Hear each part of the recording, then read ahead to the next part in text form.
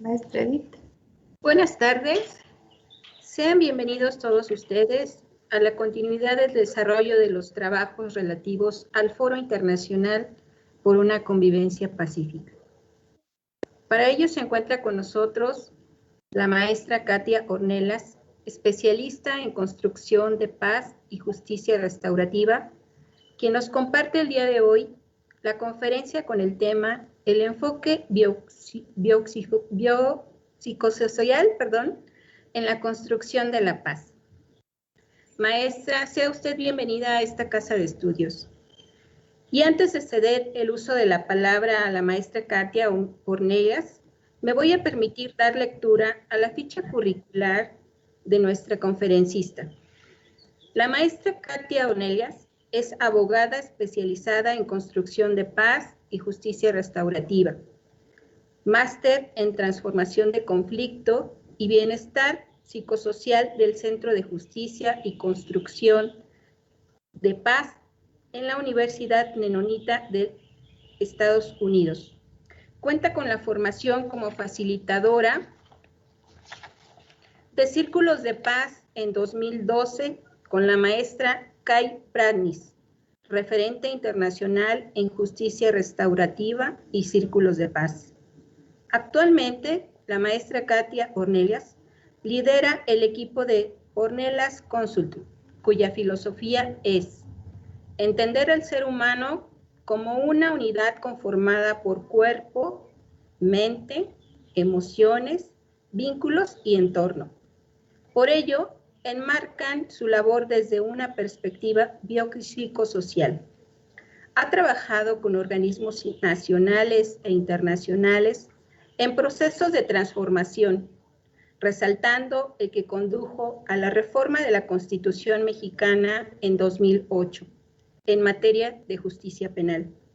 En el desarrollo de su trabajo, integra la perspectiva de género, así como estrategias de cuerpo, mente, emociones, desde el abordaje de las artes participativas y la resiliencia. Bueno, pues dejo en uso de la palabra a la maestra Katia. Adelante, bienvenida. Muchísimas gracias. Primero que nada quisiera ver si me escuchan bien. ¿Sí? Perfecto. Pues es un honor para mí estar en este gran e importante evento y conectarme pues con la Universidad Autónoma del Estado de México, con el Centro de Paz y Justicia y con todas aquellas personas que gracias a la virtualidad nos podemos ver a la distancia desde muchas partes del mundo. Así que pues muchísimas gracias primero que nada por la oportunidad. Un saludo especial a la maestra Yesenia Salazar por esta invitación. Muchísimas gracias, lo aprecio mucho y vamos entonces a entrar en materia de lo que vamos a charlar el día de hoy. Primero que nada nos vamos a quedar un momentito. Les quiero contar que pues el objetivo o la charla del día de hoy que vamos a tener esta tarde tiene que ver en el marco, digamos, de este evento por la convivencia pacífica, pues el explorar, el conocer, el entender, o también incluso no solo conocer, sino también reconocer lo que es el enfoque biopsicosocial dentro de la construcción de paz. ¿Cuál es ese enfoque y también cuál es su relación con la construcción de paz? Les digo reconocer, porque ya verán en este recorrido que vamos a hacer en este rato que vamos a estar juntos, pues hay muchos aspectos de este enfoque biopsicosocial que nuestra sabiduría, digamos, corporal, mental, emocional, ya sabe qué es este enfoque. Nada más vamos a hablar de ello desde una perspectiva un poquito más técnica.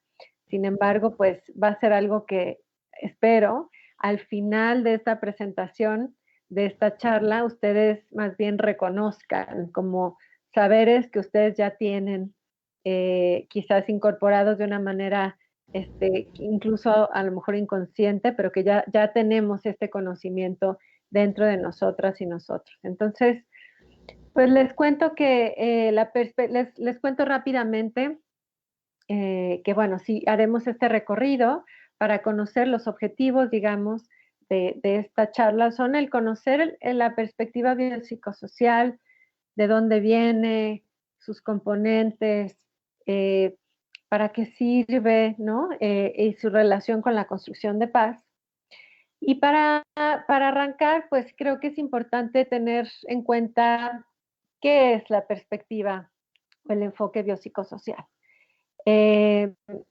Los seres humanos estamos hechas de mente, de emociones, pero también tenemos cuerpos y también creamos y asignamos de manera constante significado a la existencia.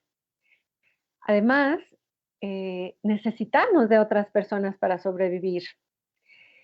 Estamos hechas y hechos para coexistir y para relacionarnos, para vivir en relación. La persona que se va a la cueva y al monte, pues no sobrevivirá mucho tiempo. Necesitamos no solo para comer o para satisfacer necesidades básicas, sino también para conectar, para sentir. Necesitamos de otras personas, ¿no? Para sobrevivir en términos globales. Y asimismo, somos interdependientes del medio ambiente en donde nos encontramos, del medio ambiente natural, pero también del contexto social y político y económico. Y todo esto está, digamos, somos interdependientes en un proceso dialéctico, ¿no? Es decir, es de ida y vuelta. Estamos constantemente en esta interdependencia desde la unidad que somos como personas individuales, pero también con otras personas y con el medio ambiente y con la sociedad, las estructuras, los sistemas políticos, económicos, sociales, culturales, muy importante en este proceso de ida y vuelta. Es decir, se retroalimenta lo que sucede en el exterior a un nivel macro, nos puede impactar en lo individual y viceversa. Creo que la pandemia de la COVID-19 nos está enseñando esto de manera muy clara, la interdependencia de algo que sucede en un aspecto de salud pública en China, cómo ha afectado en lo social, en lo económico, en la salud mental, en lo espiritual y cuántas otras cosas, ¿no? En lo educativo, las relaciones familiares, en fin, todo se ha visto trastocado de una manera conectada, ¿no? A través de ese primer caso en China, ¿no? Entonces, usualmente, la parte más desarrollada de nuestra existencia es pues la parte, digamos, mental, ¿no? Además vivimos en una sociedad que ha privilegiado mucho el bienestar individual, ¿no? No siempre ha sido así en nuestras sociedades y sobre todo, digamos, en la historia de la humanidad, sabemos que han existido por estudios antropológicos, hay vestigios de que hubo otras sociedades en donde lo comunitario era lo más importante. De hecho, muchos grupos originarios alrededor del mundo siguen teniendo en el centro, en el corazón de su sociedad y de su cosmovisión, siguen teniendo en el centro a las comunidades, ¿no? Pero nosotros que vivimos en un entorno pues más bien, digamos, colonizado, ¿no? Digamos, más de corte occidental, pues realmente lo que se privilegia es lo individual, el bienestar individual y dentro de eso individual lo que más, digamos, se privilegia o importa es la parte mental, ¿no? Lo racional. Le damos mucho peso a los procesos racionales pensamiento, intelectuales, en fin, ¿no? Dejando a un, digamos, segundo lugar, en un segundo término, pues otros componentes de la experiencia humana, ¿no? Como en un segundo plano o sin atención. Esos componentes pues, suelen ser los emocionales, los espirituales o de creencia, los físicos, ¿no? Y digamos, eso además se suele descontextualizar de condiciones estructurales que influyen en el bienestar, digamos, de las personas. Sin embargo, nuestra salud mental influye en la manera en que pensamos y actuamos. También afecta a nuestra salud física y emocional e impacta a las personas a nuestro alrededor, tanto las personas que amamos, nuestras colegas de trabajo, pero también a la sociedad en general.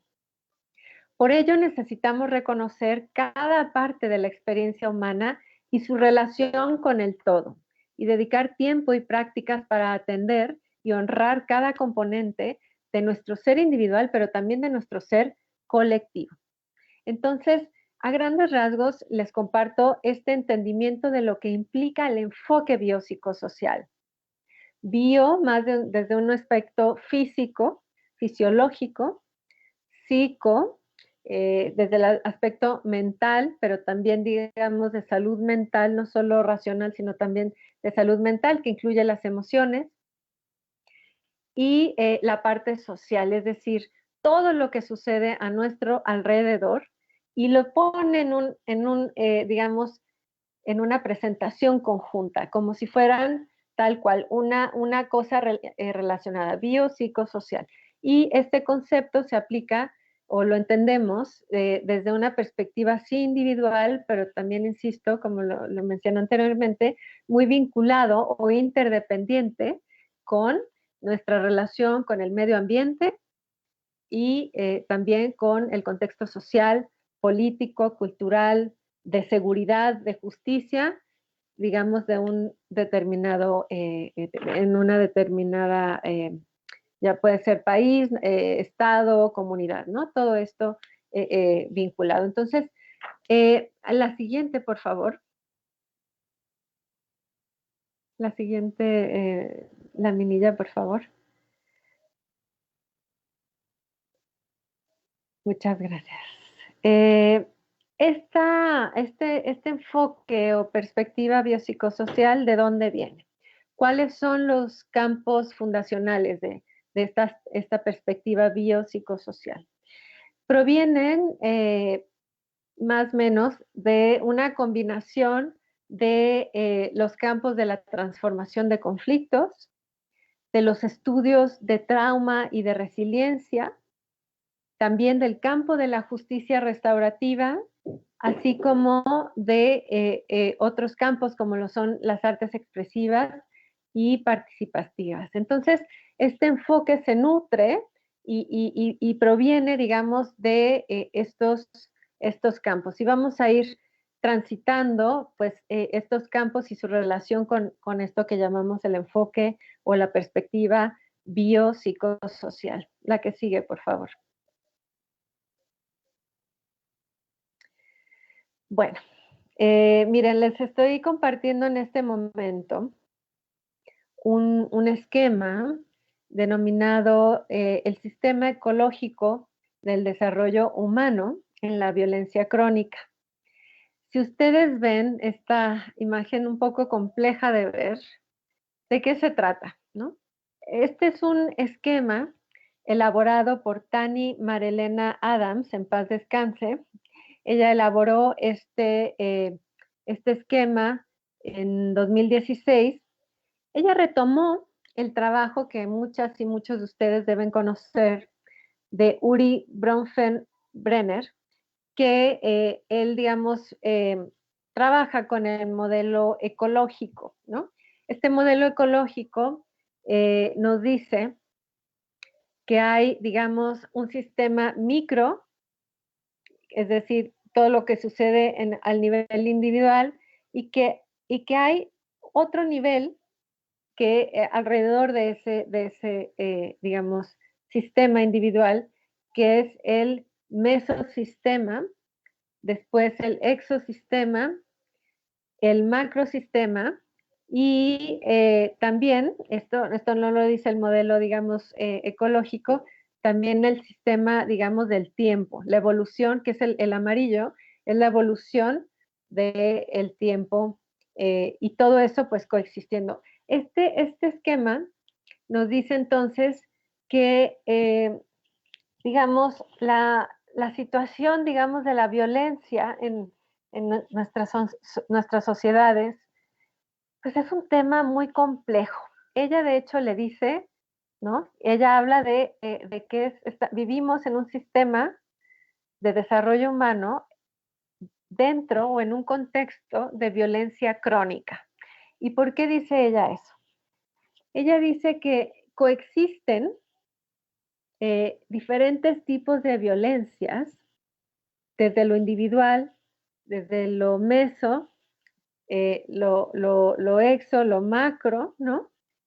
Coexisten diferentes tipos de violencia, es decir, la violencia hacia niñas, niños y adolescentes, con la violencia de género, o hacia mujeres o cuerpos, digamos, no binarios, con también otro tipo de violencias, es decir, con violencias comunitarias, con violencias sociales, con violencias que son de índole del crimen organizado, y eso a su vez coexiste con el siguiente sistema que tiene que ver con las estructuras, con el sistema económico, con la violencia estructural, llámese violencia, pobreza, injusticia, en fin. Entonces,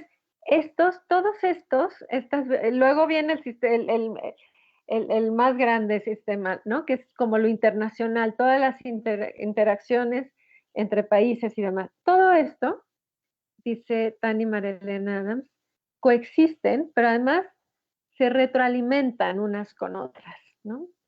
Entonces, por un lado hay violencia en la casa, pero salimos a la calle y vemos violencia social o violencia estructural mediante la pobreza en la que millones de personas viven en este país y en el mundo,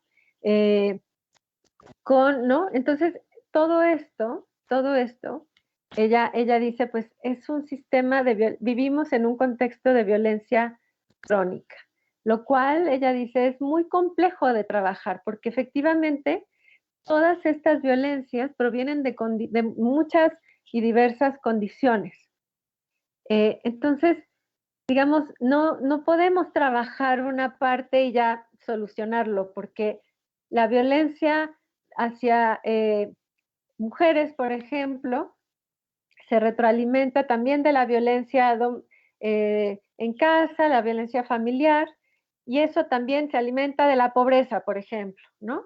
O, en fin, hay como todo digamos, todo un andamiaje que está muy, muy interrelacionado y que por eso, digamos, vivimos en este contexto de violencia crónica que es muy difícil de prevenir o de trabajar. No es imposible, pero sí es muy, muy complicado. Y ella pone al centro, ustedes verán una palabra en el centro, pone la palabra trauma, ¿no?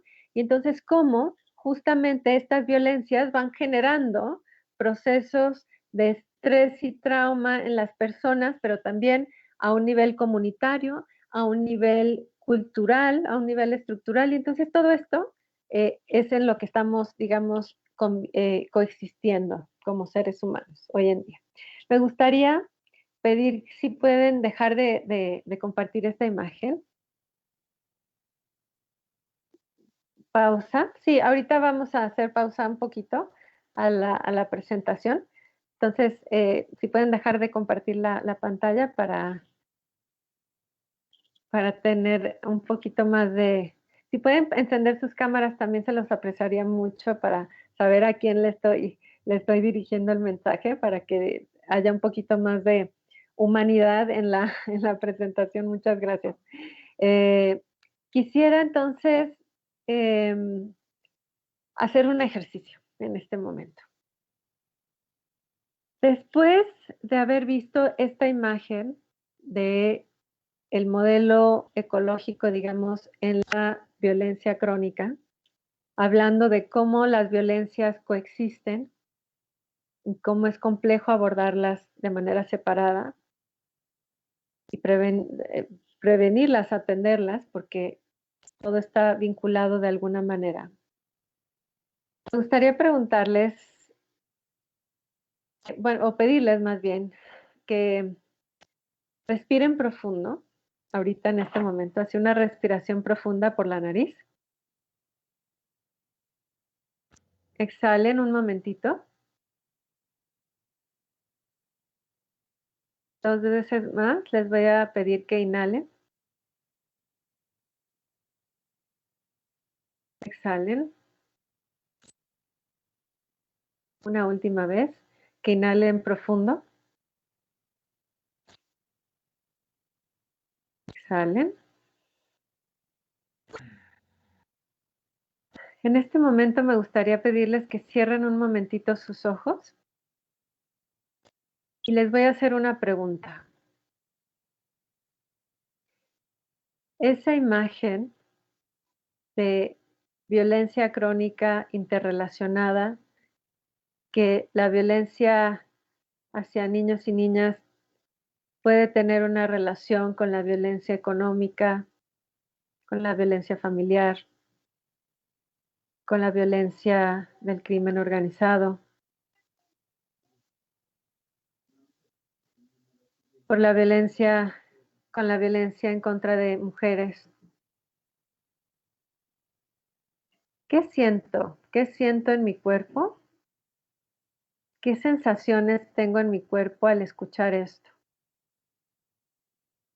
¿Qué sensaciones tengo en mi cuerpo? Siento algo en mis manos, un apretón de quijada, siento que la respiración se entrecorta, me dan ganas de llorar. Voy a pedir que identifiquen qué sensaciones físicas vienen en este momento a ustedes al escuchar que vivimos en un contexto muy complejo en donde las violencias no solo están interrelacionadas, sino también se retroalimentan, que además esto es algo crónico, digamos, que no es como de una intervención y ya, sino que requiere mucho esfuerzo. Quiero que identifiquen en qué es lo que sienten. Dolor de estómago, fruncir el ceño.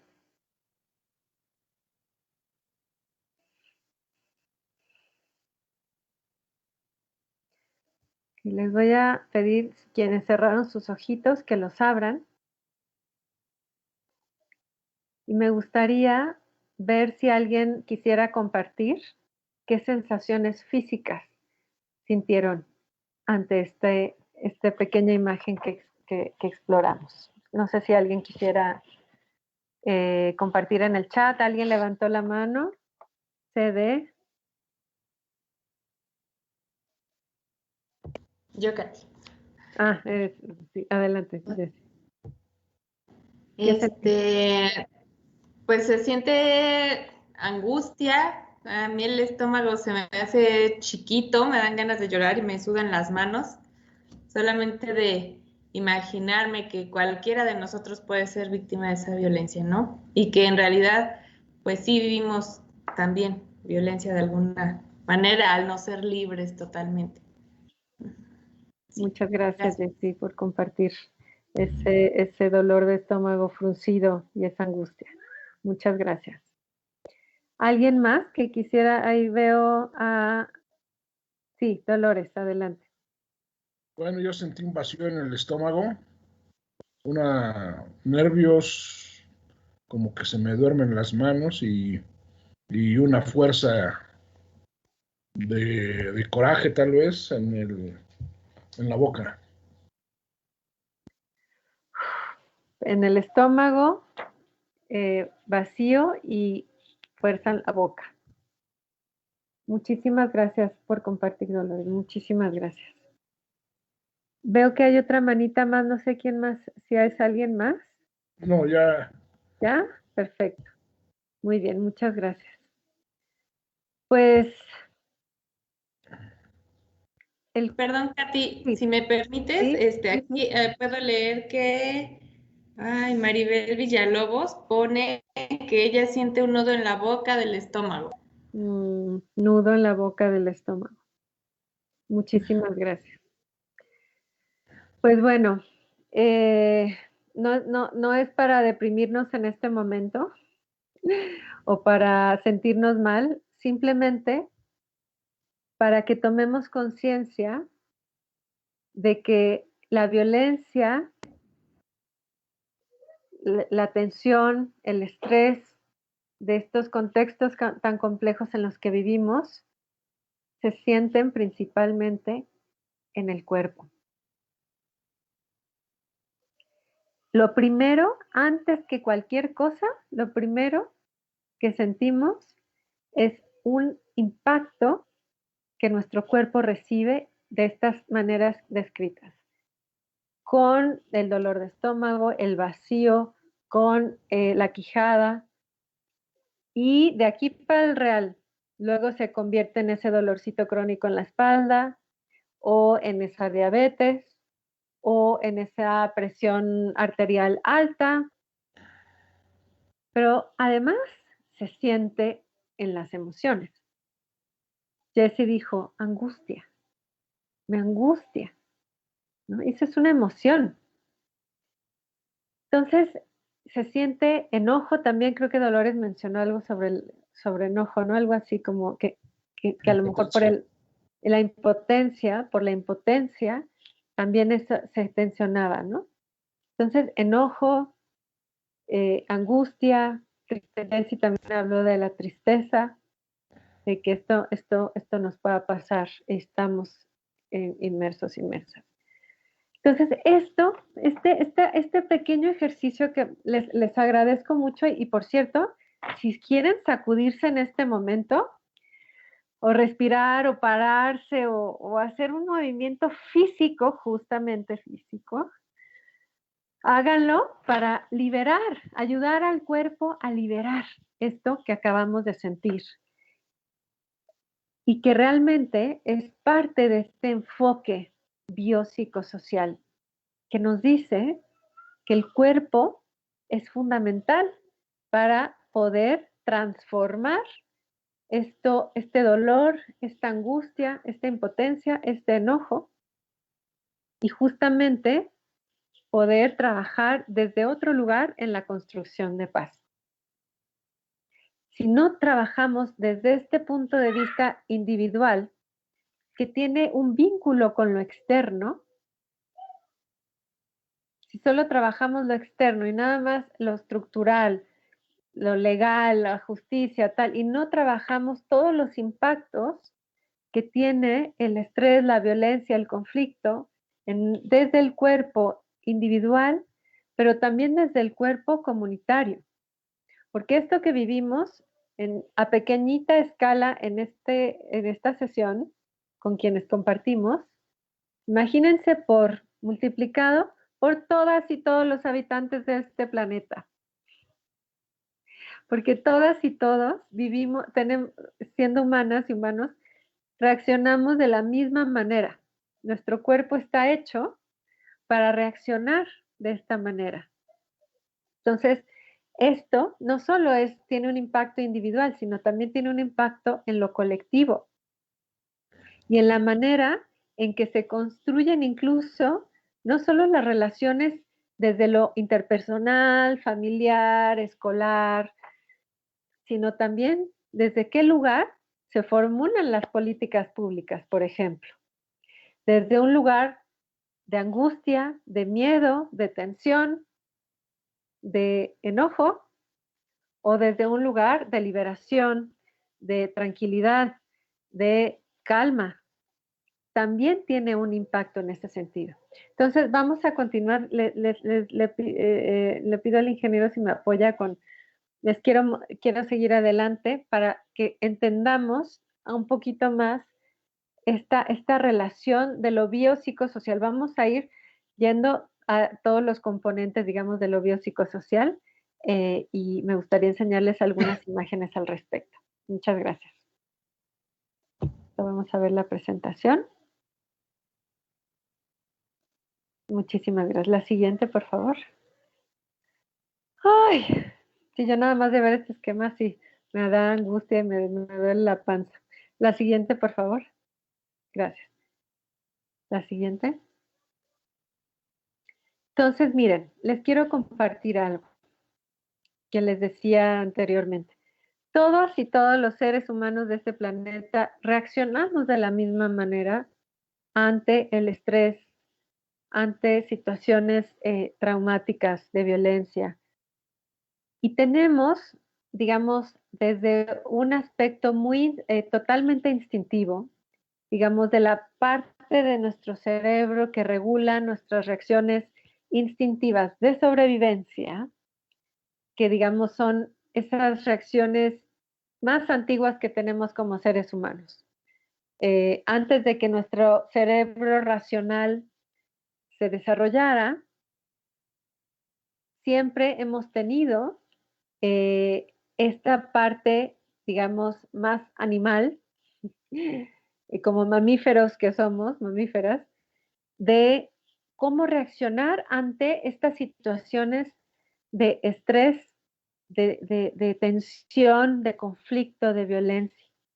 Entonces, en esta imagen podemos ver las tres maneras más, digamos, comunes que tenemos de reaccionar los seres humanos. Cuando aquí tenemos a un oso, ¿no? Ahí atacando. Cuando vemos el peligro inminente enfrente, podemos tener diferentes tipos de reacción. Un tipo de reacción es el pelear, ¿no? El enfrentarlo. Mucha gente cuando está en un conflicto tiene esa perspectiva de la pelea, ¿no? De la confrontación. Se engancha y trabaja con eso. Otra manera también de reaccionar ante el estrés y el trauma, la violencia, es el huir, ¿no? Así estamos viendo que hay un peligro inminente y entonces, ¿qué hacemos? En lugar de enfrentarlo, ¿no? Si soy mujer y estoy caminando en una calle oscura y estoy viendo a un varón acercarse y empezarme a decir, digamos, a agredirme verbalmente, yo en ese momento no tengo, digamos, puedo reaccionar huyendo también, ¿no? Es una manera de reaccionar, correr. O también tenemos instintivamente otra manera de reaccionar, que es congelarnos, que es quedarnos paralizadas, paralizados. Les cuento que estas maneras de reaccionar son muy antiguas. Como les dije, son instintivas. Niños, bebés, incluso tienen este tipo de reacciones antes de entrar a procesos, digamos, cognitivos de desarrollo, en donde irracionales, también del razonamiento, en donde podemos pensar y tener estrategias sobre cómo responder. Antes de eso está la respuesta biológica, estas hormonas que nos hacen que peleemos, que corramos o huyamos o que nos congelemos ante una situación de este tipo. Ahora, esto en procesos de socialización, hemos ido perdiendo este contacto con nuestra parte más instintiva. Y normalmente cuando tenemos tensión, ¿qué hacemos? Lo sentimos a un nivel físico, en ese dolor de estómago, en esa de morder la quijada, y ahí nos lo quedamos. En lugar de, porque todas estas reacciones al final liberan muchos químicos. Y entonces, en lugar de liberarnos de esos químicos, como hicimos hace un momento que les dije, sacúdense y saquen esa energía. ¿Qué nos dice la sociedad? No, no grites, no, no llores porque te ves débil, no te muevas, no te sacudas, no sientas, ¿no? Básicamente. O sea, aguántate y sigue tu vida, ¿cierto? No nos dicen la sociedad casi que sigamos adelante, que no nos enojemos, que no sintamos impotencia, que no sintamos básicamente, ¿no? Que no tengamos estas reacciones y entonces nos las aguantamos o no las podemos liberar.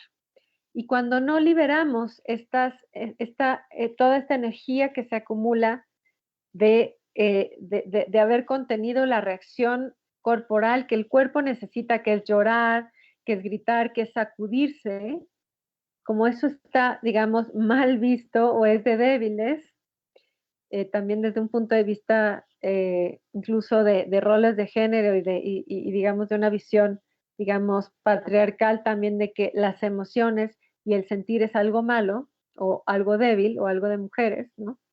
Entonces, vivimos constantemente sin liberar como individuos, pero también en comunidad y en las familias y en las escuelas, conteniendo toda esta energía de tensión, de trauma que se acumula en nuestro cuerpo, que impacta nuestra salud, no solo física, porque efectivamente puede todo esto detonar en procesos de presión arterial alta, diabetes, gastritis, colitis, etcétera, sino también en cómo esto impacta en mi bienestar mental y emocional y cómo yo me relaciono con las demás personas y cómo conjuntamente como comunidad tenemos bienestar o no. Tiene un impacto esto. La siguiente, por favor. Entonces, lo que no se libera, lo que no se transforma, ese dolor, ese estrés, esa angustia, si no la liberamos, si no la transformamos, se transfiere a otras personas.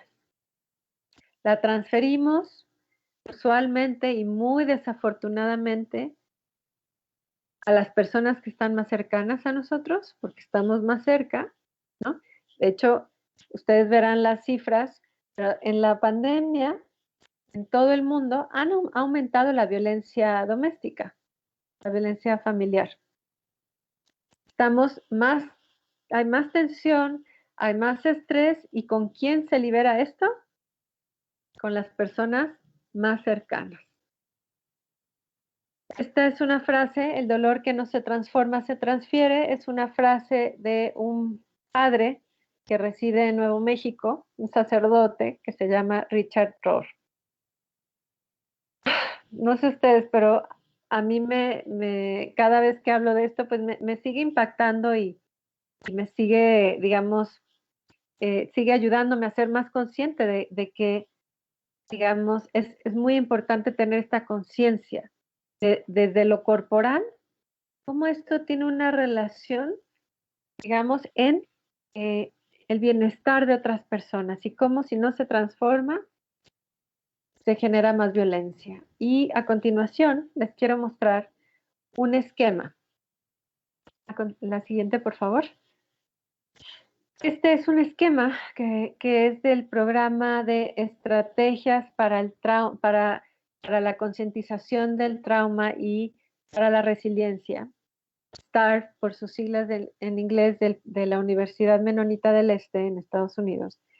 Este es un esquema que a mí me gusta mucho en el sentido de que justamente nos ayuda a visualizar la relación entre un evento traumático o de alto estrés con, digamos, la experiencia de victimización y cómo a lo mejor está muy pequeña la imagen, pero digamos, como si esa experiencia de trauma, de estrés, no se transforma, no se rompe, se genera un nuevo ciclo, que es el de la transferencia de ese estrés, de ese trauma hacia otras personas a través de violencia física, violencia verbal, violencia emocional, pero también de grupo, porque esto no solo aplica a individuos en lo particular, sino también a grupos o a sociedades.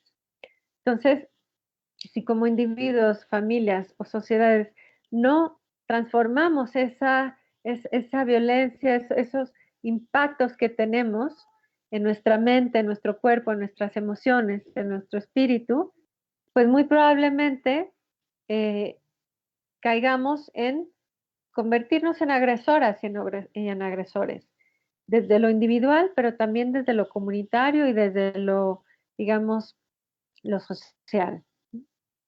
Y así vivimos en estos ciclos de violencia que se retroalimentan también de víctima-agresor, ¿no? La que sigue, por favor. ¿Qué hacemos? ¿Cómo podemos romper esos ciclos? ¿Cómo podemos empezar a encontrar maneras de liberarnos y de transformar esos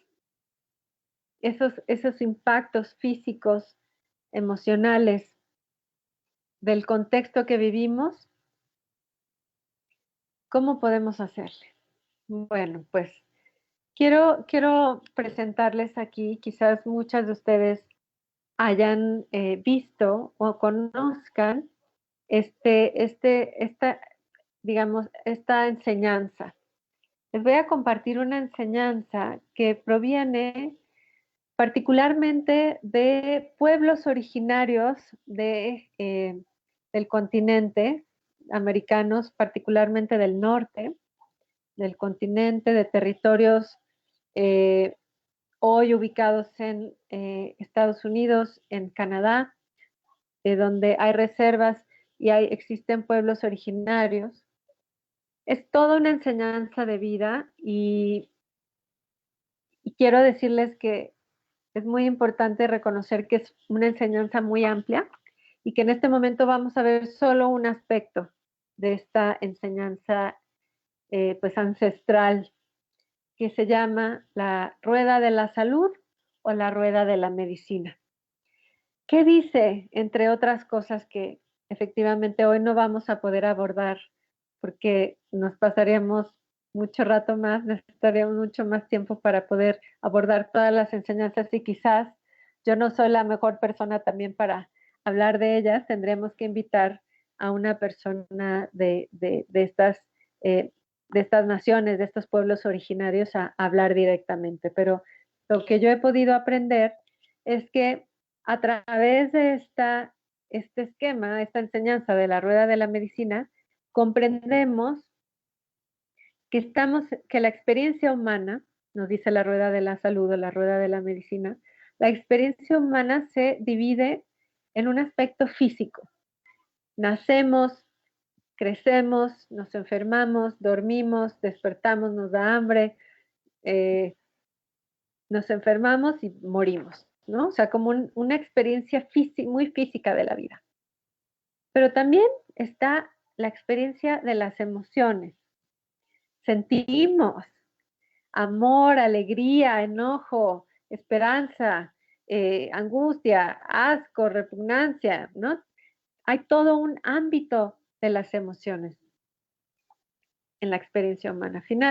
Por otro lado, existe un ámbito mental, que es justamente esta capacidad bellísima que tenemos los seres humanos de racionalizar, de racionar, de intelectualizar, esta capacidad de cognición, de conocer, de reflexionar, de analizar, de discernir, todo este mundo maravilloso de lo mental.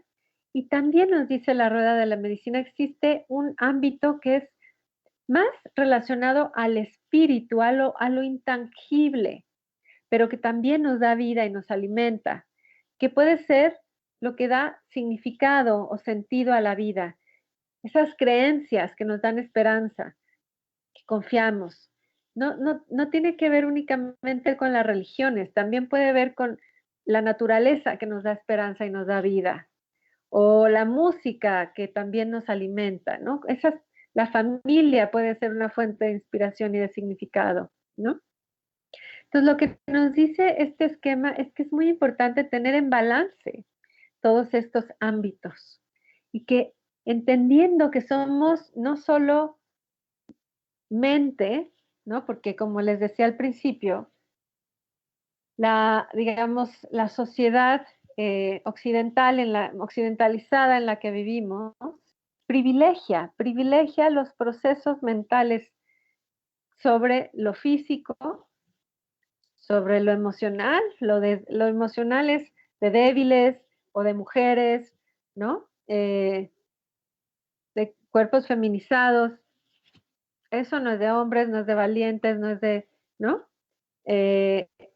Y también lo espiritual, ¿no? Eso está como o sea, no es importante. Entonces, este esquema nos dice, todo es importante para que estemos en balance.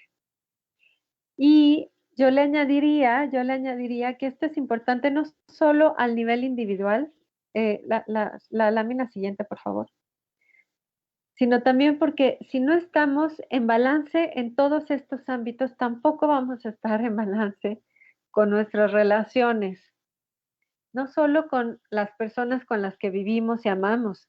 Ay, antes, por favor. Ahí, gracias.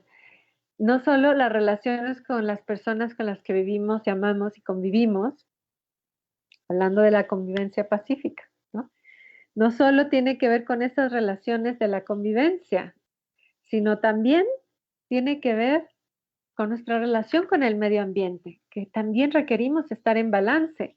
Este planeta, nuestro país, Estado de México, Ciudad de México, toda la cuenca, no me acuerdo bien de los nombres, pero todo el sistema acuífero de este país está sufriendo una sequía este año. En junio, en Ciudad de México, Estado de México, tendremos recortes fuertes de agua. No estamos en balance con el medio ambiente. Hemos vivido un modelo económico, un modelo social, cultural, en donde se ha desdeñado la naturaleza y se ve como un medio para otros fines y no como un fin en sí, y que tenemos que cuidar esa relación con el medio ambiente. Y el planeta ya nos la está cobrando. Esto ya no es de aquí a 20 años, no, ya el día de hoy nos está cobrando esta factura y lo sabemos por todos los cambios que vemos en el medio ambiente cada vez más acelerados. Pero también la relación justo con los sistemas, digamos, los contextos sociales, culturales, económicos, que también tienen que ser sustentados en el balance.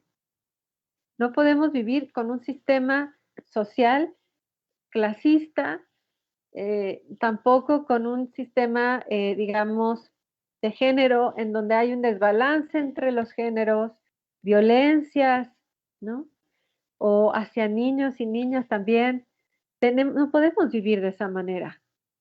Hay un desbalance. Entonces, esta enseñanza nos dice, es muy importante tomar en cuenta todos los componentes de la existencia individual y su relación con el exterior. Cómo nos impacta, cómo nos afecta. Y la importancia del balance, no de la perfección, pero de un dar y un recibir, de un balance. La siguiente, por favor.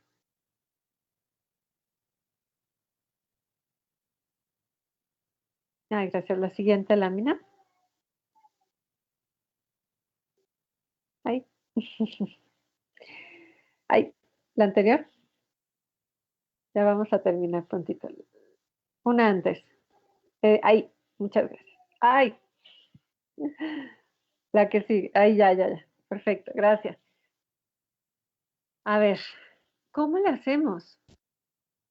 ¿Qué prácticas necesitamos para poner justamente en práctica esto del balance, esto de incorporar cuerpo, lo físico, lo emocional, lo mental, el significado, las relaciones, lo individual y lo colectivo.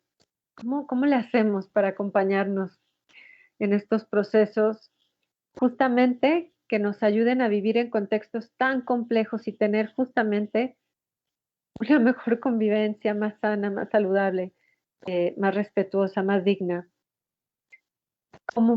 ¿Qué hacemos, no?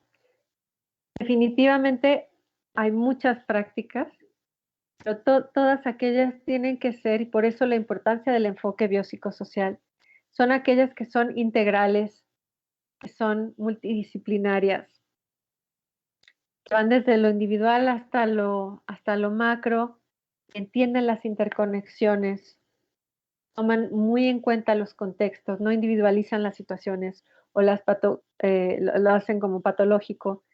Necesitamos otras perspectivas, otros procesos para acompañarnos, diríamos, hacia justamente espacios de sanación, de reparación, ese corazoncito roto de la foto que les enseñé antes, ¿no? No podemos evitar recibir los impactos de las agresiones, de la violencia, del estrés, no podemos evitarlo. Nuestro cuerpo está hecho para sentir a un nivel de sensación física, pero también a un nivel de emociones. Y también, como vimos, se afecta en la mente y en las relaciones, en el comportamiento. Yo les quiero presentar no es la única, hay muchas, pero una manera o un proceso que nos ayuda mucho a transitar de esos espacios de dolor, de estrés, de trauma, hacia otros de sanación, de reparación, de esperanza. Aquí tienen una foto de un proceso, de un proceso. Ay, perdonen, me está entrando una llamadita. Qué momento más incómodo, perdón. Una disculpa. Entonces, este proceso que les quiero mostrar, que insisto, no es el único, es un proceso es la metodología del proceso de círculo o del círculo de paz. El proceso de círculo o círculo de paz, asimismo, también es un proceso que proviene de una práctica ancestral de pueblos originarios, que justamente como proviene también de esta cosmovisión de la rueda de la medicina, en donde es importante cuerpo, mente, emociones, significado, relaciones en comunidad, ¿no? No solo desde el individuo, sino desde la comunidad. Los pueblos originarios, una de sus grandes enseñanzas, que desafortunadamente nuestra vida occidentalizada, moderna, acelerada, tecnológica, se ha ido cada vez debilitando más, es el concepto de comunidad. Y que la comunidad es lo más importante para el bienestar de las personas. Entonces, y de las sociedades. Entonces, y claro, esto tiene que ver con la convivencia. Entonces, este proceso de círculo, que está una imagen aquí, ustedes no pueden ver las caras de las participantes por confidencialidad, pero estamos sentados en un círculo, ¿no? El proceso de círculo justamente nos sentamos en círculo como si estuviéramos en una fogata, en lugar de tener el fuego al centro, ¿verdad? Porque pues en los espacios cerrados no podemos hacer, en las escuelas, en las cárceles, en las comunidades, en todas estas partes donde llevamos el proceso de círculo, pues no podemos hacer la fogatita aunque quisiéramos, pero ponemos al centro pues un tapetito con flores, pero también con objetos que el mismo grupo va creando en torno al diálogo. Es un proceso de diálogo que es horizontal, en donde tratamos muy intencionalmente de que no haya o nivelar también los niveles de poder de las personas, en que todos los cuerpos, todas las identidades valgan lo mismo, quienes seamos de cualquier contexto, de cualquier, digamos, origen, todo el mundo es recibido en el círculo con la misma dignidad, nadie es más que otra persona. Entonces aquí en estos procesos tomamos en cuenta la experiencia física del vivir. Tenemos diálogos que incorporan las emociones, en donde hacemos una reflexión también, incluso a veces analizamos cosas, pero también incorporamos aspectos, digamos, de espiritualidad o de, digamos, de significado, de creencias, y esto nos va reparando, nos va sanando de todos estos dolores que vivimos del contexto. Ahora ustedes dirán, pero ¿qué pasa con el contexto más largo, más grande, ¿no? ¿Qué pasa con los sistemas económicos? Qué bien que podamos sentarnos en el círculo y podamos conjuntamente ir trabajando de esta manera integral hacia la reparación, hacia la sanación. Pero ¿qué pasa con todos los sistemas rapaces, ¿no? Económicos, sociales, tan complejos, y de la violencia del crimen organizado que está afuera? ¿Qué podemos hacer con esto? Efectivamente es complejo, es una pregunta muy compleja. Yo no tengo la respuesta. Sin embargo, en estos espacios vamos vamos sanándonos en lo individual y en lo colectivo, y vamos recuperando esperanza de cuál es la mejor manera de convivir, cuál es la mejor manera de coexistir, cómo encontramos el balance con lo externo y cómo vamos incidiendo desde ese lugar hacia los sistemas, cómo podemos tener las conversaciones, por ejemplo, en este proceso de círculo, desde esta perspectiva de cuerpo, mente, emociones, por ejemplo, de lo que implica los mandatos, por ejemplo, ¿no? Que tiene que ver con un tema, digamos, estructural, cultural, derivado de sociedades patriarcales. ¿Cómo podemos explorar y reflexionar sobre los impactos de este sistema patriarcal en varones?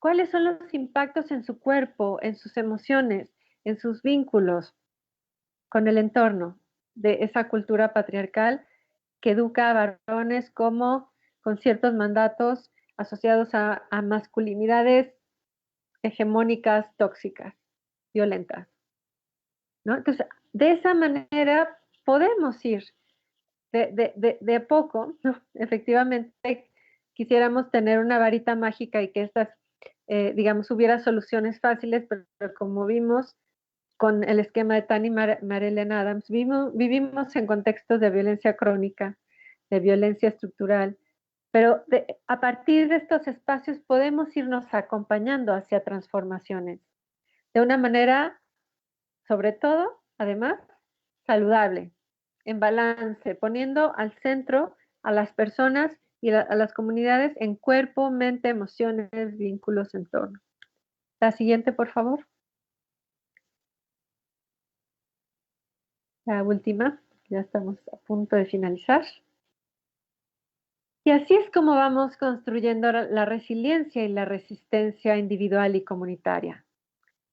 Sin estos espacios en donde se incorpore esta visión biopsicosocial, va a ser muy difícil que podamos transformar cosas. Los cambios estructurales a veces se ven muy lejanos, pero más lejanos aún y más complejos si no vamos encontrando estos espacios intermedios donde encontrar la resiliencia y la resistencia para seguir adelante, tener esa energía para la transformación, para ver esos cambios que tanto necesitamos y de esta manera abonar a la construcción de paz y a una convivencia pues más pacífica, que es lo que tanto necesitamos y añoramos en nuestras sociedades y en nuestros corazones. Y con esto es todo, pues les quiero agradecer muchísimo y entiendo que vamos a tener un espacio de intercambio y aquí les escuchamos. Muchas gracias. Gracias, maestra. Bueno, como lo comenta, está precisamente abierto un espacio para nuestros amables participantes. Si alguien tuviera alguna duda que plantearle, con todo gusto se las estaríamos respondiendo en este momento. ¿O algún comentario?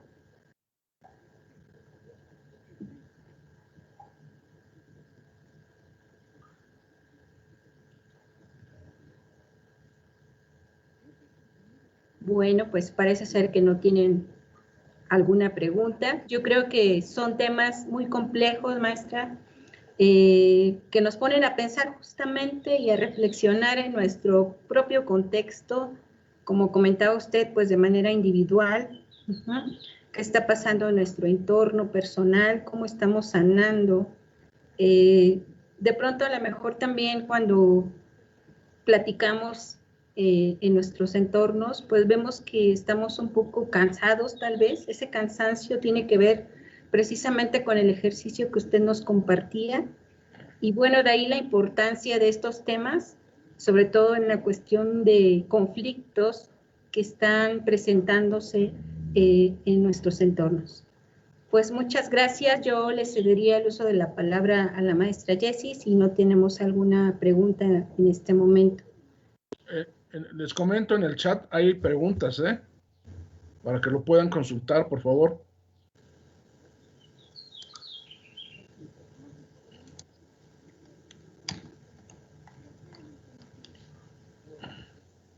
Maestra Jessie, no sé si usted Maestra Yesenia puede auxiliarla, ojalá usted las pueda visualizar.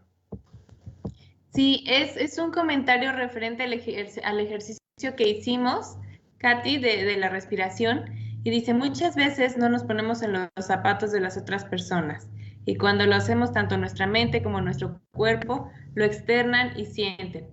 En este caso sentimos muchas emociones negativas y malestares físicos. Sí, ya me están escribiendo otra pregunta. Un segundito porque se tardan en pegarlas.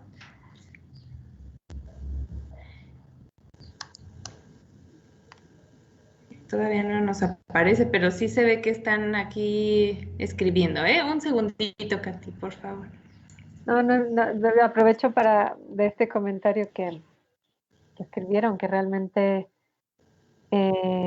sí. sí, perdón. Perdón, Katy, te preguntan, ¿cómo puede la perspectiva presentada ser estructurada en formas de políticas públicas? Sí, es una gran pregunta. Creo que, por ejemplo, podríamos cambiar las maneras de participación, por ejemplo, ciudadana, utilizar justamente metodologías con estos enfoques biopsicosociales que realmente permitan que las políticas públicas no solo se escriban desde los escritorios lejanas de las realidades y de los sentires de las personas, sino que incorporen esto y que de esta manera, entonces, si podemos, por ejemplo, utilizar procesos de diálogo o procesos de deliberación entre autoridades y ciudadanía, que den espacio a este ámbito de las emociones, del sentir, de lo físico, definitivamente el insumo que se lleven tomadores de decisión, pues será mucho más integral y podrán entonces desarrollarse acciones o sobre todo, primero que nada, un diseño de política pública que incorpore, digamos, más acciones respecto de cómo empezar a transformar procesos, por ejemplo, desde las escuelas, desde las familias, cómo podemos empezar estos procesos de sanación, de reparación, de toma de responsabilidad, de convivencia, desde esta perspectiva más integral.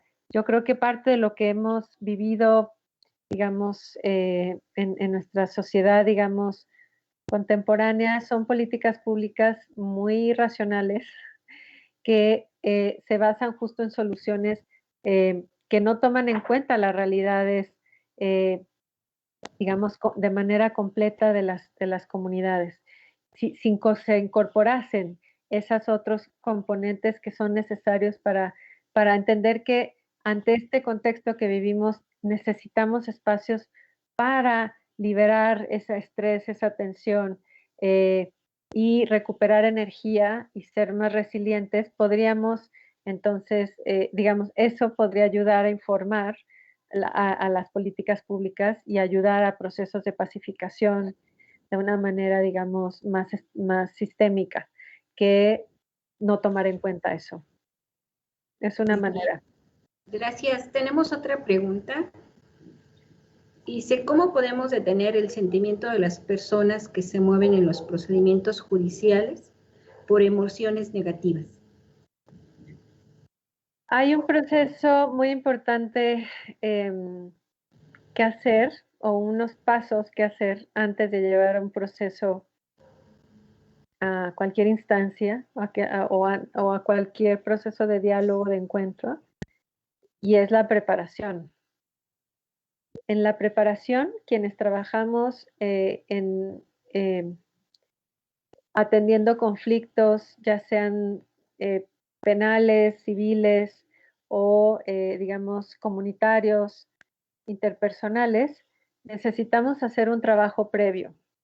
Y en ese trabajo previo se tiene que tener conocimiento de cómo trabajar con un reconocimiento a las emociones de las personas, porque seguramente dependiendo de la posición en la que esté, ya sea como persona víctima, persona agresora o testigo, testiga, qué sé yo, va a haber emociones asociadas a eso. Y entonces en este proceso de preparación necesitamos tener las herramientas para poder apoyar a estas personas justamente en que sean ellas mismas quienes comiencen también en un proceso de transformación de esas emociones para que realmente les permita entrar a un proceso ya conjunto con la persona, digamos, la contraparte o la persona agresora, o dependiendo de la posición y del tipo de caso que estemos hablando, pero ya desde otro lugar. Y creo que para eso también ayuda mucho, y afortunadamente en el sistema de justicia penal mexicano, desde adolescentes hasta adultos, pues tenemos todo afortunadamente, pues en los mecanismos, digamos, de justicia alternativa, que nos ayudan mucho a hacer trabajo con emociones, a incorporar ese ámbito en la resolución de conflictos.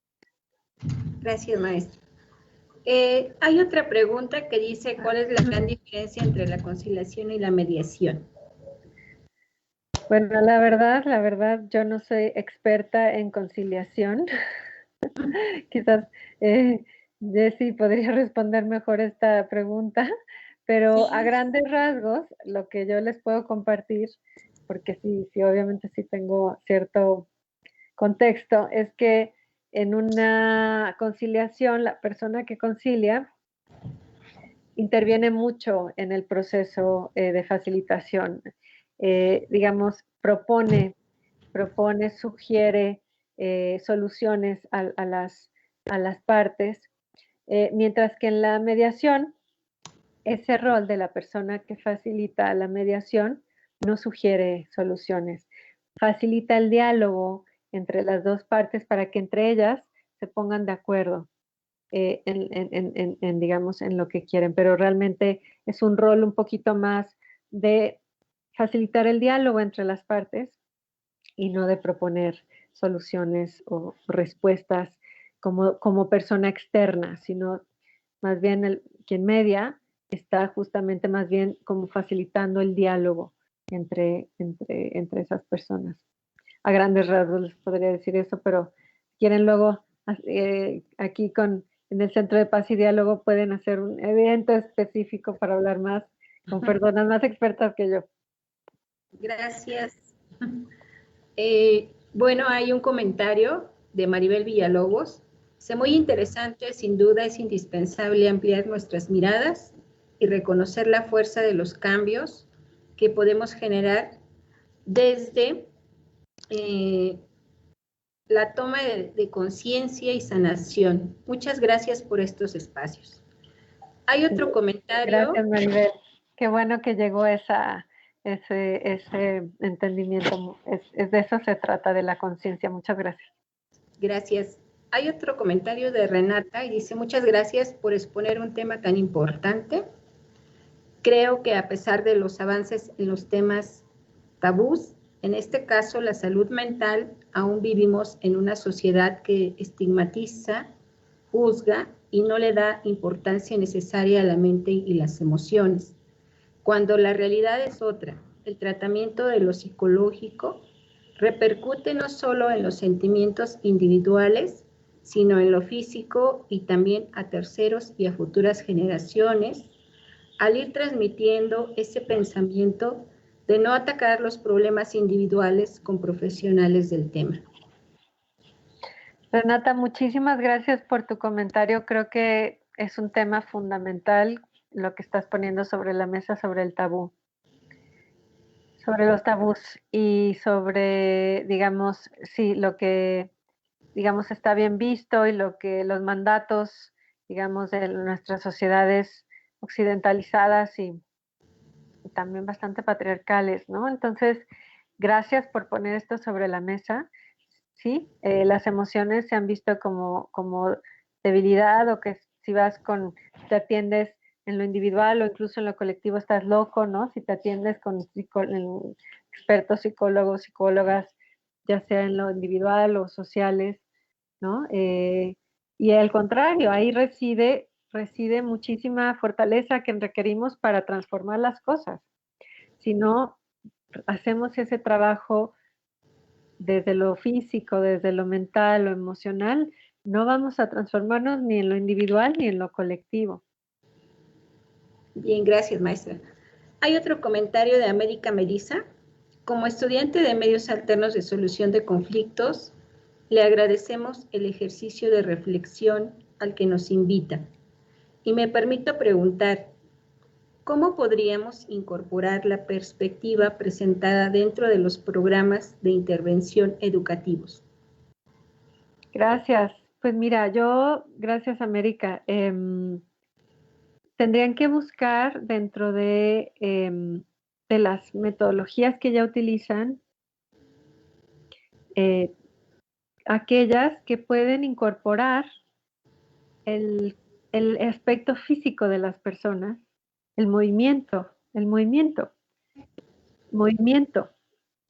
pero también lo emocional, o dar espacios también para que se pongan al centro las emociones. Y para eso, y también obviamente lo espiritual el significado y digamos el análisis o lo mental. Yo creo que hay que echarse un clavado. Por eso en la presentación al principio yo les dije de dónde vienen estos campos, cuáles son los campos fundacionales, de dónde viene la perspectiva biopsicosocial. Viene desde la perspectiva de transformación de conflictos, viene desde los estudios de trauma y resiliencia, viene desde la justicia restaurativa y también desde las artes expresivas y participativas. Hay que echarse un clavado en todos esos ámbitos y encontrar esas prácticas que justo le dan espacio a estos aspectos del ser individual y colectivo. Yo diría que hay que echarse un clavado y incorporar en los programas, en las actividades, pues justamente, puede ser desde algo muy sencillo, desde que no entiendo exactamente cómo, si te refieres como en cómo en el programa, digamos, de la licenciatura, pero desde en la licenciatura empezar a dar espacio, empezar la clase con un movimiento físico, como hicimos nosotros aquí un ejercicio, ¿no? Identificar qué sentí en lo físico, qué sentí en lo emocional, y luego liberarlo. O sea, empezar a incorporar esas pequeñas prácticas, no esperemos así grandes procesos, pero esas pequeñas prácticas que nos pueden empezar a ayudar a liberar toda esa tensión, ese estrés, esas memorias físicas, corporales, mentales, emocionales de estrés, trauma, violencia. Gracias, maestra. La intervención de la doctora Evelyn Sousa. Maestra, ¿nos podría dar por favor algún ejemplo de la importancia de la resiliencia en algún conflicto en comunidad? Entre paréntesis, tal vez Ruanda. Gracias por la conferencia. Muchas gracias. Yo particularmente no he estado en el contexto, digamos, de Ruanda, no conozco así específicamente ese contexto, pero entiendo, una de mis colegas que trabaja en Ornelas Consultante estuvo en Ruanda, y entiendo que algunas de las prácticas que se hacían, digamos, cuando hace, no sé, un par de décadas o una también, era mucho, por ejemplo, justamente el trabajo muy a nivel comunitario con mujeres, por ejemplo, en espacios de círculo, ¿no? Espacios de mujeres donde poder hablar sobre pues todas las atrocidades del genocidio, en fin. O sea, esos espacios de diálogo, de encuentro, de intercambio, de poder hablar de las emociones, ¿no? Ahora estoy recordando, por ejemplo, en Sierra Leona hay obviamente esto de en cada parte del mundo hay prácticas que ya existen que generan resiliencia, que son resilientes. No hay que ir a África, hay que buscar aquí en México cuáles son nuestras prácticas resilientes, ¿no? Pero bueno, les comparto también en Sierra Leona, por ejemplo, existe algo que se llama Fumble Talk. El Fumble Talk es las conversaciones familiares que se hacen justo en las familias para ir, digamos, generando otro tipo de vínculos a nivel familiar, y cómo eso puede ir generando también espacios de sanación a nivel comunitario, ¿no? Entonces, creo que tanto en África porque además hablar de África es hablar de América, que es una cosa muy diversa, pero en general habría que ir a ver cuáles son, lo que yo le diría a Evelyn es, vayamos a las comunidades y preguntemos cuáles son esas prácticas que regeneran el espíritu.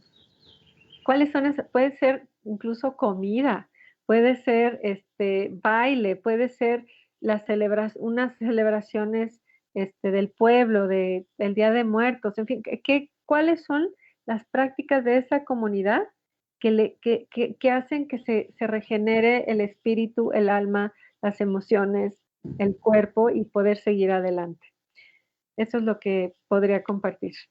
Gracias, maestra Katia. Pues no observo que haya alguna otra pregunta. Yo creo que si está usted de acuerdo, podemos dar por concluida la sesión de preguntas y respuestas, y le cedo el uso de la palabra a la maestra Yesenia, quien le hará entrega de un reconocimiento. Muchas gracias, Edith. Y pues, querida Katy, muchísimas gracias por tu conferencia. La verdad es que nos llenas el corazón y nos haces reflexionar en el autocuidado que debemos de tener para que no se vea reflejado en nuestro entorno, ¿no? Como tú dices, no derivarlo a la familia, a los hijos, al esposo, a los compañeros de trabajo, en todos lados. Entonces, muchísimas gracias, Katy. Esperamos pronto poder tener alguna experiencia restaurativa contigo en la Facultad de Derecho, ya que esto se reactive. Esperemos que ya sea pronto.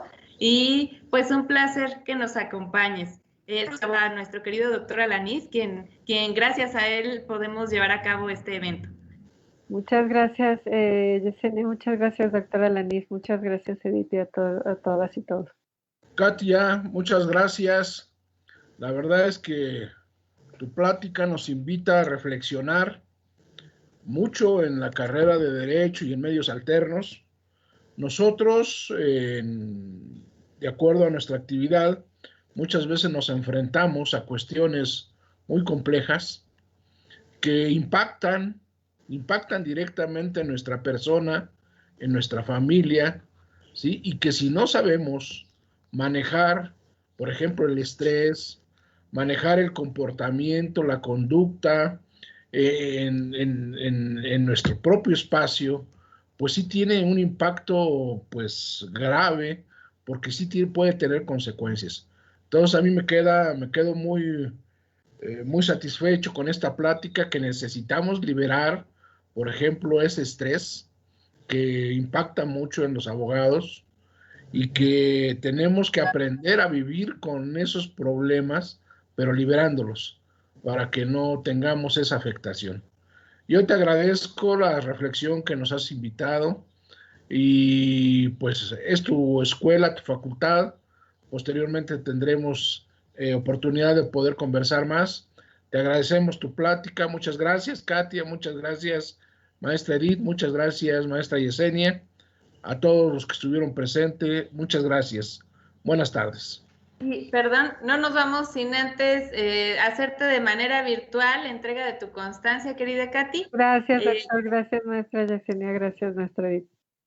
Pues que a la letra dice: Universidad Autónoma del Estado de México, la Facultad de Derecho y el Centro de Paz y Diálogo otorgan la presente a la maestra Katia Ornelas Núñez por su destacada participación como conferencista en el tema el enfoque biopsicosocial en la construcción de paz en el Foro Internacional por una Convivencia Pacífica, llevado a cabo a través de las plataformas digitales Toluca del Lerdo, Estado de México, 19 de mayo de 2021. Patria, Ciencia y Trabajo, 2021. Celebración de los 65 años de la Universidad Autónoma del Estado de México. Querida Katy, muchísimas gracias. Espero poder dártela pronto de manera personal y te enviamos un fuerte abrazo y aplauso y todo. Cuídate mucho. Gracias. Gracias. Ojalá que nos veamos pronto. Un abrazo. Muchas gracias. Sí. Buenas tardes. Buenas tardes. Buenas tardes. Gracias.